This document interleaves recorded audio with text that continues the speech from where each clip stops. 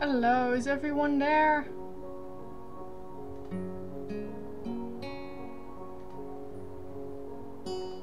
I've always used this color. Look. Options. I'll disable adult content because it's live stream and people. And see, full screen. Look. See?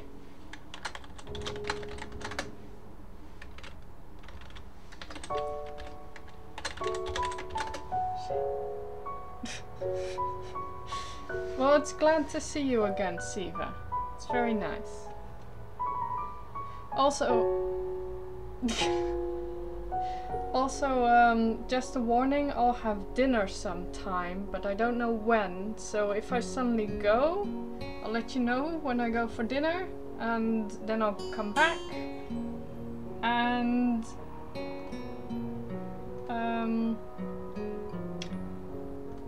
then I'll... yes. And after dinner I'll continue this until 8 or 9 Greenwich time, so 9 or 10 my time. Yes. Okay. I want to plug in the headphones because I don't know if you hear the music echo or something, but if there's no problem with that, then I'll just keep on having the music through the speakers. Okay, I'm gonna start now, if... okay. I'll change my color then, Siva, to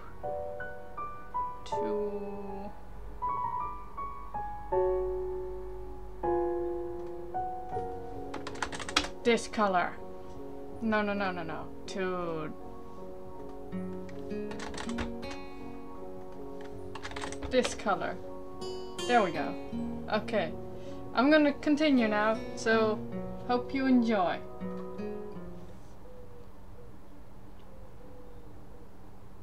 Oh, this is nice. A light breeze causes the naked branches overhead to rattle like wooden wind chimes. This is a popular retreat for couples in the summer. Flip that word. Trees provide a beautiful green canopy, far out of sight of teachers and fellow students. But now in late winter it feels like I'm standing under a pile of kindling. I breathe into my cupped hands and rub them together furiously to prevent them from numbing in this cold. By the way, does everyone mind me reading this, or reading it out loud, or should I just read it to myself instead? Okay, read it out loud. What do you think, Siva? Siva!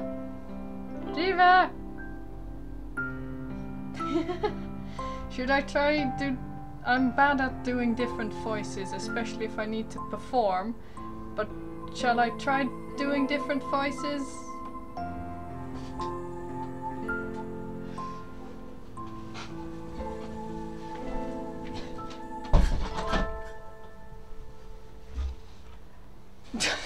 That's not helpful. Well, okay, I'll see. I'll probably do random change of voices anyway, so here we go. I don't know if Hasao is a guy or a girl. I'm just gonna... Just how long am I expected to wait out here anyway? I'm sure the note said 4 PM.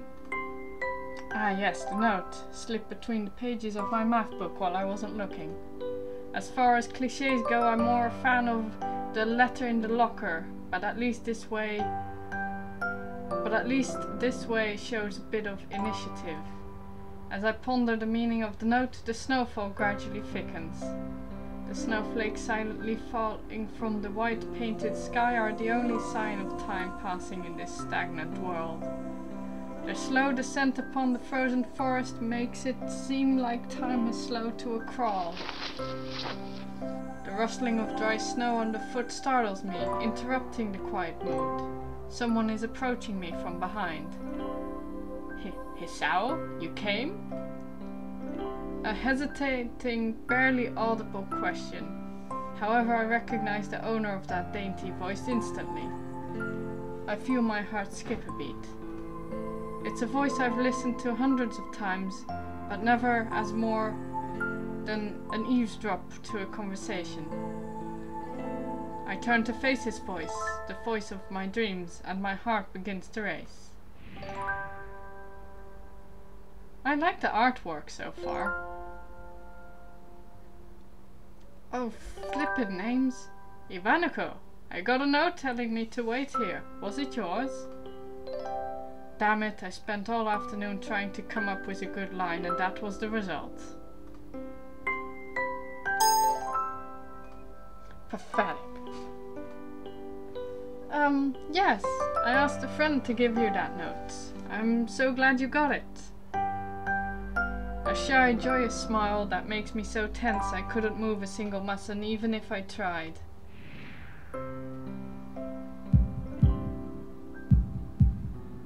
My heart is pounding now, as if it were trying to burst out from my chest and claim the skull for itself. Ow, that must hurt. So, here we are, out in the cold. Once again the wind stirs up the branches. I don't know how to pronounce this word. Cacophonous noise is music to my ears. Instant flashback of aliens. Yes. Iwanako flinches ever so softly against a gust of wind. As it passes, she rights herself as if supported by some new confidence. Her eyes lock with mine as she lazily twirls her long dark hair around her finger. All the while, the anxious beating of my heart grows louder. Is he gonna have a heart attack? My throat is tight. I doubt I could even force a word out if I tried. You see, I wanted to know if you'd go out with me. I stand there, motionless, save for my pounding heart. I want to say something in reply, but my vocal cords feel like they've been stretched beyond the breaking point. Hisao? Oh, I don't like this music. I reach up to try to massage my throat, but this only sends spikes of blinding pain among my arms. Hisao! My whole body freezes, save for my eyes, which shoot open in terror.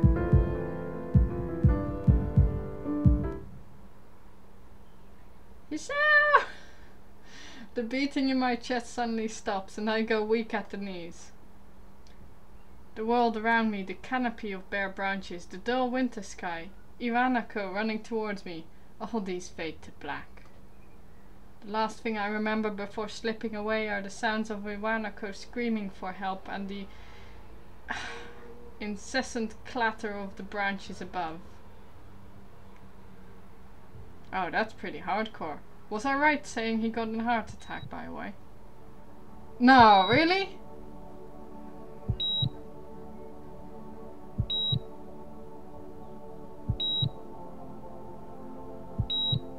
Did he just have a heart attack?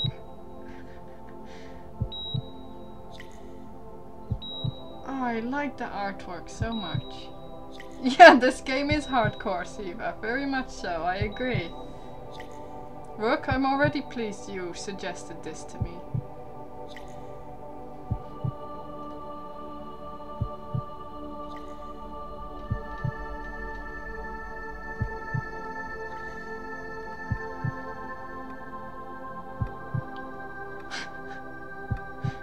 I know, Rook, don't yell at me. I know you told me that I would like it. I know. It's just freaking, I have to download the game first and then have to do stuff. And besides, I was also busy with drawings, remember? And I still am, but hey, I didn't want to draw today, so that's good. Like the music also. I'm not a lazy bum, Rook. I like to plan and organize my things. Oh, it's been 4 months since my heart attack. Ah, it was a heart attack! I knew it! Sorry. In that whole time I can probably count the times I've left this hospital room unsupervised on one hand. That's not much. 4 months is a pretty long time when you're left alone with your thoughts, so I have plenty of time to come up to terms with my situation. Arrhythmia. A strange word. A foreign alien one that you don't want to be in the same room with.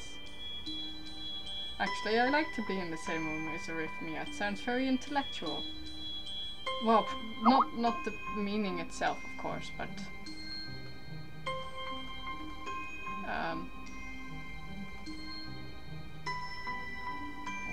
oh, sorry. A rare condition. It causes the heart to act erratically and occasionally beat way too fast. It can be fatal. Apparently, I've had it for a long time. They said it was a miracle that I was able to go on so long without anything happening. Is that really a miracle? I guess it was supposed to make me feel better, more appreciative of my life. It really didn't do anything to cheer me up. Oh, also, Rook, is there a possibility to save this, or do you have to continue the whole story?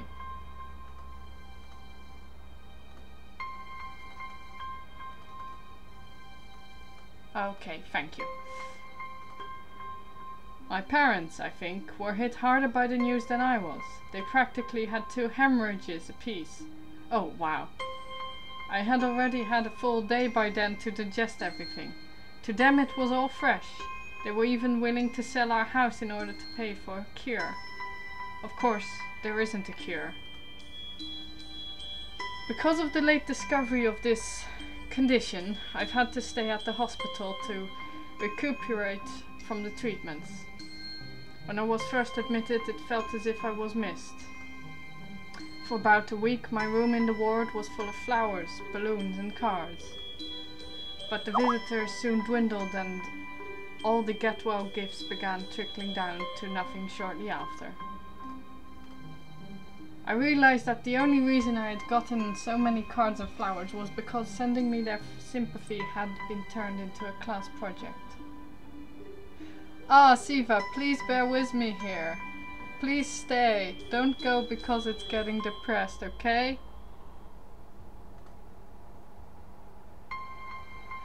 Maybe some people were generally concerned, but I doubt it. Even in the beginning I barely had visitors. By the end of the first month, only my parents came by on a regular basis.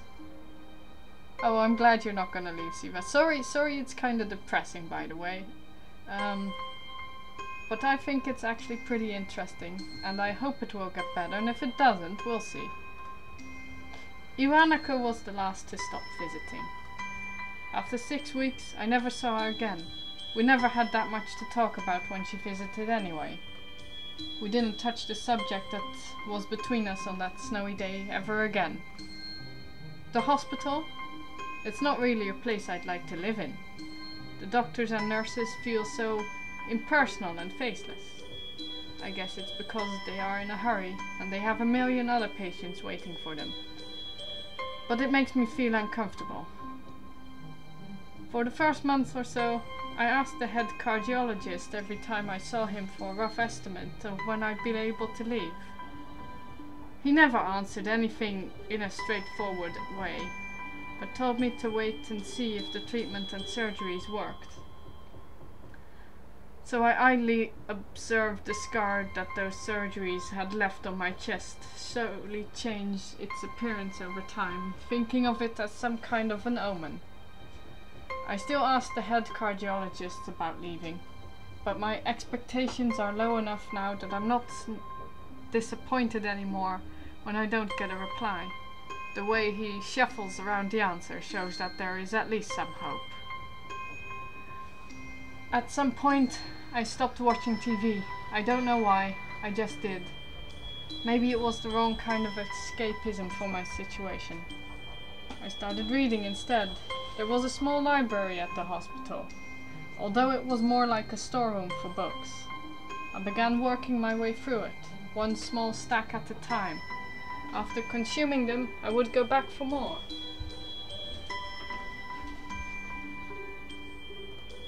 I found that I liked reading, and I think I even became a bit addicted. I started feeling naked without a book in my hands. But I loved the stories. That was what my life was like. The days became increasingly harder to distinguish from each other, differing only by the book I was reading and the weather outside. It felt like time blurred into some kind of gooey mass I was trapped inside instead of moving within. A week could go by without me really noticing it. Sometimes I'd pause in realization that I didn't know what day of the week it was. But other times all the things that surrounded me would painfully crash into my consciousness through the barrier of nonchalance I had set up for myself. The pages of my book would start to feel sharp and burning hot, and the heaviness in my chest would become so hard to bear that I had to put the book aside and just lay down for a while, looking at the ceiling as if I was going to cry. But that happened only rarely, and I couldn't even cry. Today the doctor comes in and gives me a smile. He seems excited, but not very. It's like he's trying to make an effort to be happy on my behalf. My parents are here. It's been a few days since I've last seen them. Both of them are even sort of dressed up. Is this supposed to be some kind of special occasion? It's not a party. There is this ritual the head cardiologist has. He takes his time, sorting his papers, then setting them aside as if to make a point on the pointlessness of what he just did. Then he casually sits down on the edge of the bed next to mine. He looks me in the eyes for a moment. "Hello, Isao. How are you today?" I don't answer him, but I smile a little back at him. "I believe that you can go home. Your heart is stronger now, and with some precautions you should be fine. We have all your medications sorted out. I'll give your father the prescription." The doctor hands a sheet of paper to my dad, whose expression turns wooden as he reads it quickly. So many. I take it from his hand and take a look for myself, feeling numb. How am I supposed to react to this? The absurdly long list of medications staring back at me from the paper seems insurmountable. They all blend together in a sea of letters. This is insane. Side effects, adverse effects, contradictions, and dosages are listed line after line with cold precision. I try to read them, but it's so futile. I can't understand any of it. Attempting to only makes me feel sicker. All of this, for the rest of my life, every day? I'm afraid that is the best we can do at this point. However, new medications are always being developed, so I wouldn't be surprised to see that list fade over the years. Years? What kind of confidence booster is that? I'd have felt better if he hadn't said anything at all. Also, I've spoken with your parents, and we believe it would be best if you don't return to your old school. What? Please, calm down, Hisao. Listen to what the doctor has to say. Calm down? The way he says it tells me he knew full well that I wouldn't like it. Am I going to be homeschooled? Whatever of my concern shows, it's ignored. We all understand that your education is paramount. However, I don't think that it's wise for you to be without supervision. At least not until we're sure that your medication is suitable. So I've spoken to your parents about a transfer. It's a school called Yamuku Academy, and that specializes in dealing with disabled students. Disabled? What? Am I? It has a 24-hour nursing staff, and it's only a few minutes from a highly regarded general hospital. The majority of students live on the campus. Think of it as a boarding school of sorts. It's designed to give students a degree of independence, while keeping help nearby. Independence? It's a school for disabled kids. Don't try to disguise that fact. If it was really that free, there wouldn't be a 24-hour nursing staff. and you wouldn't make a hospital being nearby a selling point. Of course, that's only if you want to go, but your mother and I aren't really able to homeschool you. We went out there and had a look a couple of weeks back. I think you'd like it. It looks like I really don't have a choice. Compared to other heart problems, people with your condition usually tend to live long lives. You'll need a job one day, and this is a good opportunity to continue your education. This isn't an opportunity. Don't call it an opportunity. Don't call it a goddamn opportunity. Opportunity. Well, you should be excited at the chance to go back to school. I remember you wanted to return to school, and while it's not the same one, special school, that's an insult. That is what I want to say. It's a step down. It's not what you think. All of the students there are pretty active in their own sort of way. It's geared towards students that can still get around and learn, but just need a little help in one way or another. Your father's right, and many of the graduates of the school have gone on to do amazing things. A person doesn't have to be held back by their disability. One of my colleagues in another hospital is a graduate. I don't care. A person doesn't have to be held back by their disability. That's what a disability is. I really hate that something so important was decided for me, but what can I do about it? A normal life is out of the question now. It's funny, I'd always thought my life was actually kinda boring, but now I miss it. I want to protest. I want to blame this lack of reaction on shock or fatigue. I could easily yell out something now. Something about how I can go back to school anyway. But no. I don't say anything. The fact is that I know now it's futile. I look around the room feeling very tired of all of this. The hospital, doctors, my condition, everything. I don't see anything that would make me feel any different. There really isn't a choice. I know this, but the thought of going to a disabled school, what are those even like? As much as I try to put a positive spin on it's very difficult. But let me try. A clean slate isn't a bad thing. This is all I can think of to get me through this. At least I still have something, even if it is a special school. It's something. It's a fresh start and my life isn't over. It would be a mistake to just resign myself to thinking that. At the very least, I'll try to see what my new life will look like. Everyone enjoying this so far, I hope? Act 1. Life expectancy.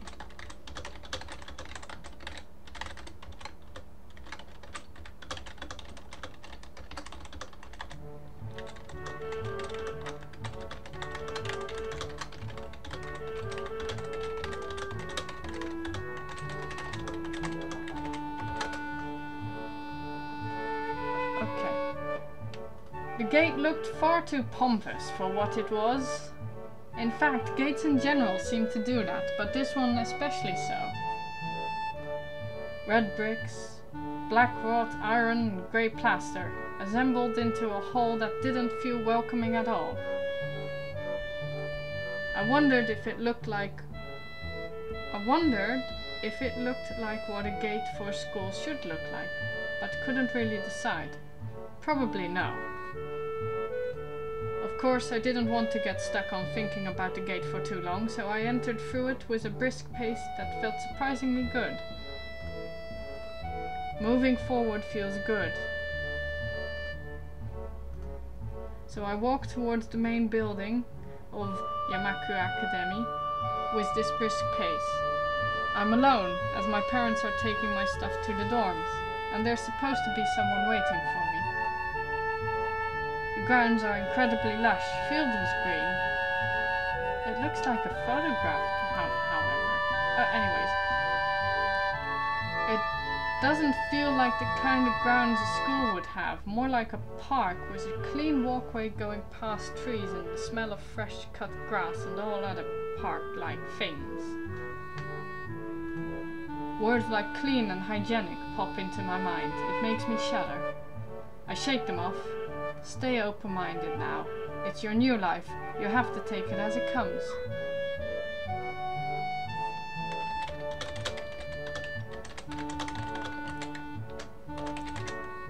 Sorry, I'm gonna respond a second here to someone.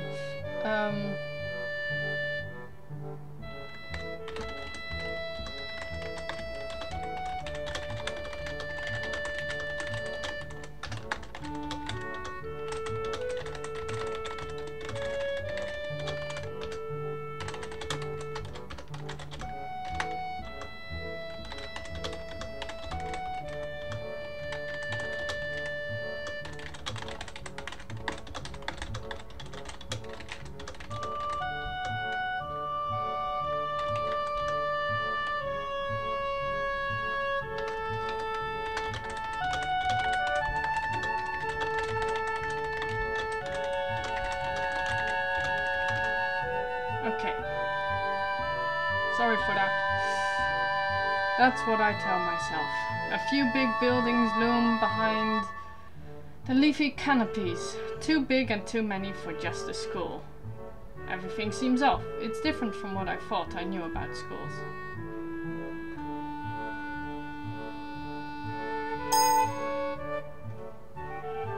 Even though I was told this was my new school, in the back of my head it doesn't feel like one. I wonder if the feeling is real or caused by my expectations of a school for the disabled. Speaking of that, I don't see anyone else here. It's kinda eerie. It makes me wish there was somebody here, so I could anchor myself to something tangible instead of having this feeling that I stepped into another dimension. Whoosh. The trees hum with the wind, and the green hues flashing all around me catch my attention. It makes me think about hospitals again. How they say that operating rooms are painted green because green is a calming color. I think green as paintings for... I think green to use to paint rooms with.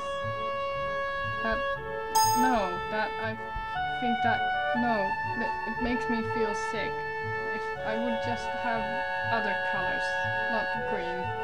Blue maybe, blue, white, grey, I don't care. Boring colors, not green. Okay, so why am I feeling so anxious despite all this greenery? Only after I stand in front of the haughty main building, I surprise myself by realizing why the gate bothered me. It was the last chance I had to turn back, even if I had no life I could return to. But still, after entering, there was absolutely no way I could go back anymore. Feeling nervous, and with this realization set in my head, I opened the front door. A tall man with bad posture notices me as I enter. We're the only people in the lobby, so it's only logical. You must be Nikki? Nakai, actually. So you are. Excellent. I'm your homeroom and science teacher. My name is Mutao. I surely hope I'm pronouncing these names right. I really like the artwork on of this game.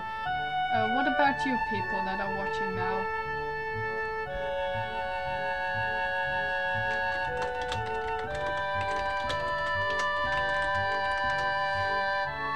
Mutao is a boss, Rook says. Okay. So like the arts. Glad you do see that. Welcome. Okay. Thank you. We exchange a handshake that is neither firm nor sloppy, and he looks at his watch. Don't look at your watch. The head nurse asked you for a brief check-in visit, but there's no time for that now. Oh, should I go later? Yes, afternoon is probably fine. We should get going and introduce you to the rest of the class. They're waiting already.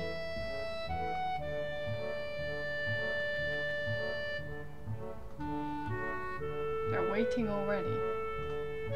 Waiting for me. I don't really like being the center of attention, but I guess it's inevitable in a situation like this. Somehow, not knowing what is waiting for me makes me feel really nervous. I think that's what nervousness is about, not knowing what's to be expected. Thinking of this, I almost miss what the teacher was saying. Do you want to introduce yourself to the class? Okay, I'm going to try and play this game as much as possible as to how I really would answer these questions in a situation like this.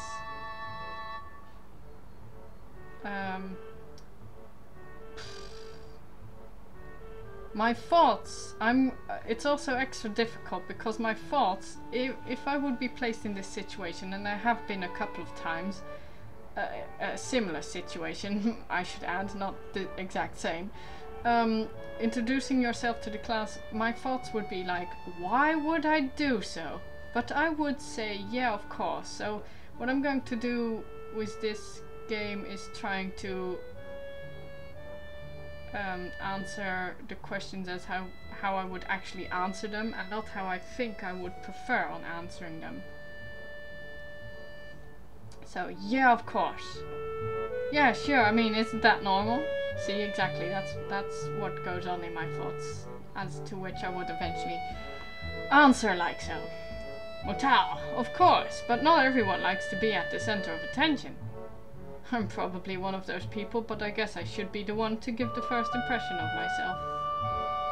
Right, but it's no problem. Let's go then. My heart is pounding in my chest, and it keeps me thinking about my position as I follow the teacher up the stairs. The third door down to the third floor corridor is marked as the classroom for class 3-3. Mutao opens the door and enters. Good morning, everyone. Sorry I'm late again. I hesitate for a split second at the door, freezing on the spot. Ah, get a grip. This is a big step. I know that, but isn't there any point to worrying? But there isn't any point to worrying so much about it, at least not this soon. I follow the teacher into the classroom and look around, partially so I won't have to meet the curious gazes of my new classmates. I'm pretty spacious. It's pretty spacious. The ceiling is unusually high and there's lots of space left over around and in between the desks. There is? Oh, okay. An entire wall is taken up by blackboards. I would say one blackboard to be precise.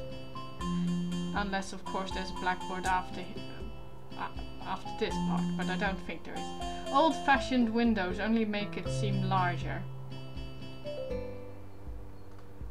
The students' desks are just standard wooden desks with a shelf underneath for books and wooden chairs and metal frames. Simple and efficient.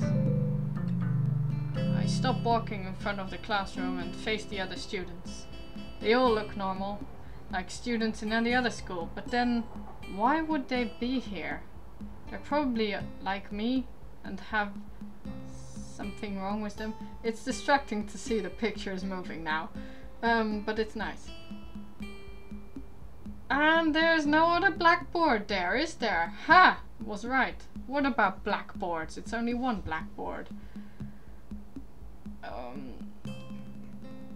Oh, they're probably like me and have something wrong with them, only it's just not immediately obvious.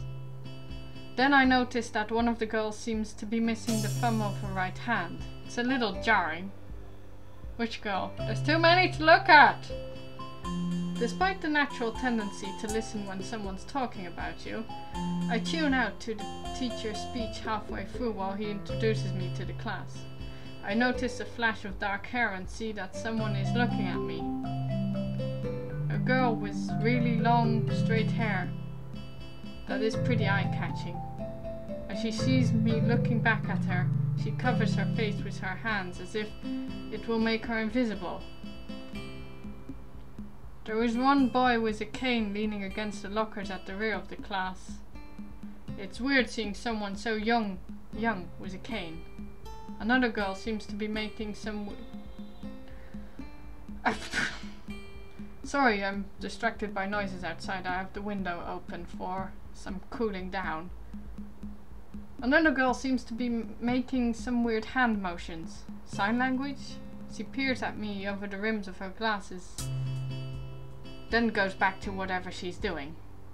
She's kinda cute, so a cheery looking girl with pink hair sitting next to her. Don't trust girls with pink hair, ever. Never. She's really hard to miss. I don't know how I didn't notice her the moment I walked in. Seriously, she has pink hair. Every other person also has some kind of odd coloration with their hair, most of them, but like, except for this guy and that girl and the other people there behind, it's like they're reasonable, normally colored, but pink, come on, how could you not notice that? Pink-haired girl is Misha, she's insane. Yeah, what is this obsession with pink-haired girls being insane for some reason? Oh well. Please welcome our newest classmate. He claps his hand and so does everyone else, except one girl in the first row who has only one hand. I cringe a little, but hide it by bowing in thanks for this applause I did not deserve. A collective silence tells me I should open my mouth now. So, I'm Hisao Nakai. And after that, my hobbies are reading and soccer. No, they're not! Oh right, it's Hisao, not me. My hobbies are reading and soccer. I hope to get along well with everyone, even though I'm a new student. And after that, I'm being so boring. This is exactly like every self-introduction ever. I should say something more exciting. I end up saying nothing and the teacher picks up from there. Everyone seems to be satisfied, even with what little I said though. A few girls are whispering to each other, throwing glances at me. It could have gone worse. I listen to the teacher as he drones about getting along while letting my gaze sweep across the classroom. Everyone seems to be listening to him intently, and when he's doing, they clap their hands again, which feels like a weird thing to do. The first row girl claps on this round with her one hand against her other wrist that ends in a bandaged stump. I'm so hungry right now. I hope dinner soon. Sorry, I'm continuing. It makes me feel a little bad. Right, what? Oh, right. I'm gonna close the window and back. Hang on.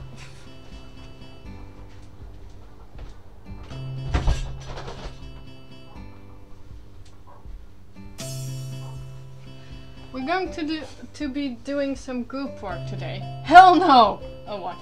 First read. So that'll give you a chance to talk with everyone. Is that okay with you? No, it's not okay with me. No, because what usually happens with me in a group is that I am the only one that finishes the part of the group. Continuing. Yeah, it's fine with me. No, it's not! Why didn't they give an option for that, huh? Ah. Well, that's good. You can work with Hakamichi. She is the class representative. She can explain anything you might want to know. Sorry. I thought I was going to yawn, but that didn't happen. Oh yes, now it is. Whew. There. And who else would be able to do that better, right? How could I know? The teacher passes out the day's assignments and announces that we will be working in groups of 3. 3? 3? Uneven number! Bad idea! Anyways, it hits me that I don't know who Hakamichi is. Slow. The teacher seems to catch my helpless expression. Oh, right. Hakamichi is right there. Shitsune Hakamichi. No!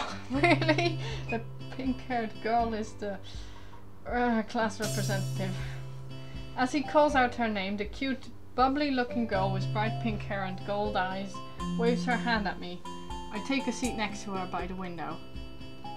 Hey, I guess you're Hakamichi, right? It's nice to meet you. Haha! What? I'm caught off guard by our laughter. It's nice to meet you too, but... I'm not Hakamichi, I'm Misha.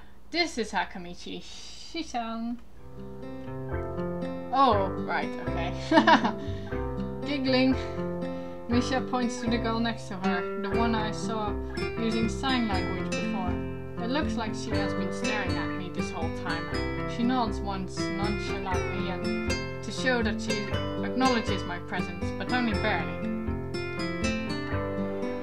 She has short yet carefully neatly brushed hair, a pair of oval-shaped glasses balanced on the tip of a dainty nose, and dark blue eyes that seem to alternate every few seconds between analytical and slightly bored. It's nice to meet you. Bitch. Answer me. Oh, sorry for the cursing. I mean... Bumblebee.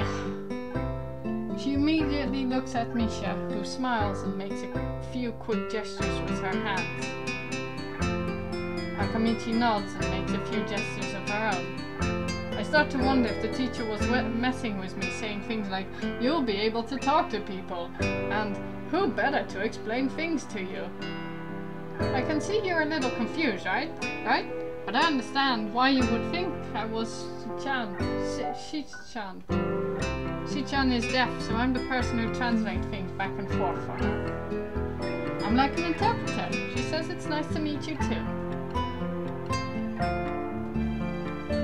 You're the new student, aren't you? Well, Shi-chan, of course...